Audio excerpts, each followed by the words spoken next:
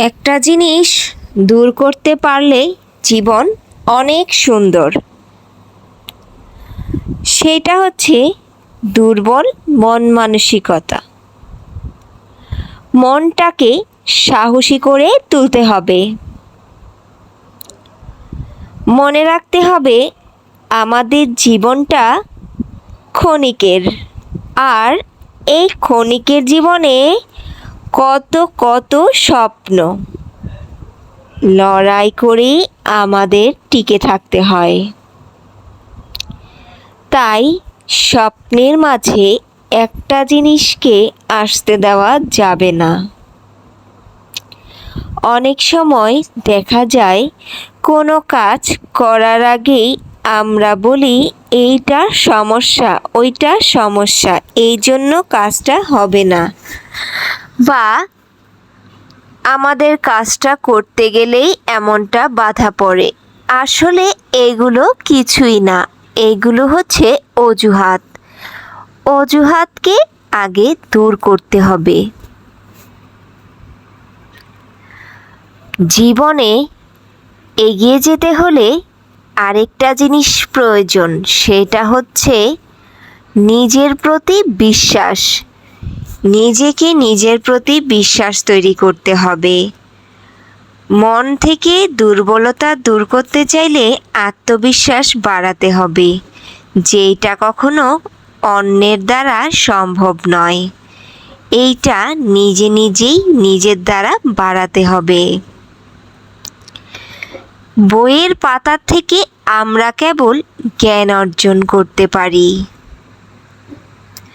কিন্তু আমাদের চলার পথে আমাদেরকে সাহায্য করে আমাদের অতীতের অভিজ্ঞতা। তাই অভিজ্ঞতা কখনো ভুলে ফেলা যাবে না। অভিজ্ঞতাকে মনে নিয়েই শিক্ষা নিয়ে সামনের দিকে এগিয়ে চলতে হবে। তাহলেই দুর্বলতা দূর করা সম্ভব, মনকে সাহসী করে তোলা সম্ভব। মনে রাখতে হবে জীবন মানে একটা পাখির মতো স্বাধীন হয়ে উড়ে বেড়ানো। জীবন মানে এমন নয় যে ঝুঁকি আছে সেই ভয়ে আপনি গুটিয়ে থাকলেন।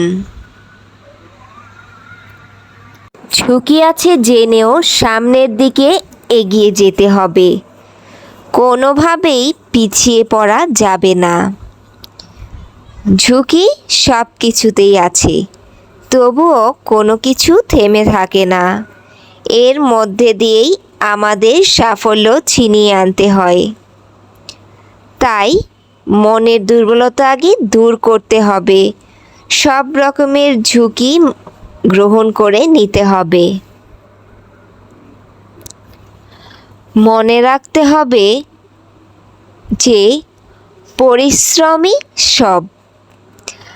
আপনি পড়াশোনা করে ভালো রেজাল্ট করবেন, এই জন্য দিন রাত পড়াশোনাটা অন্য কেউ করবেন না।